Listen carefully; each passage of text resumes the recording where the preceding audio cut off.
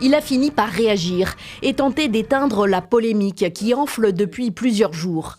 La présidence tchadienne a publié sur les réseaux sociaux ses propos tenus dimanche par le président Déby en déplacement à Iriba, dans l'est du pays. L'arrêté ayant été décrié pour insuffisance, j'ai instruit le gouvernement de prendre un autre arrêté supplémentaire pour corriger les manquements en faveur des provinces sous-représentées. Cette mesure de correction est prise en réponse à la critique positive, légitime et fondée exprimée par un bon nombre de nos concitoyens. Le 27 décembre, un premier arrêté signé par les ministres de la Sécurité publique et des Finances est publié.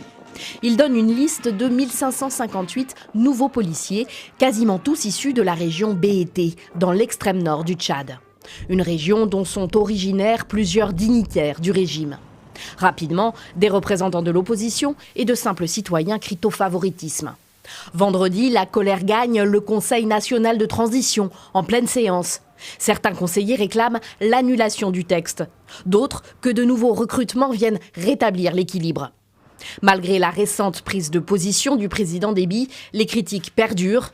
Parmi les opposants encore présents dans le pays, le président de l'UDP qui s'inquiète pour la suite de la transition. Aujourd'hui, c'est l'État lui-même qui entretient le communautarisme. Et le communautarisme tue la République. C'est de ça qu'il s'agit. Et nous ne voulons plus de communautarisme. Mais si M. Mahamat, après son dialogue, après tout ça, avec son Premier ministre, met le communautarisme comme mode de gouvernance du Tchad, mais on ne va pas les laisser continuer pour le temps qu'il reste. Il existe bien un concours au Tchad pour intégrer la police. Mais certaines nouvelles recrues peuvent être nommées au titre du remplacement numérique.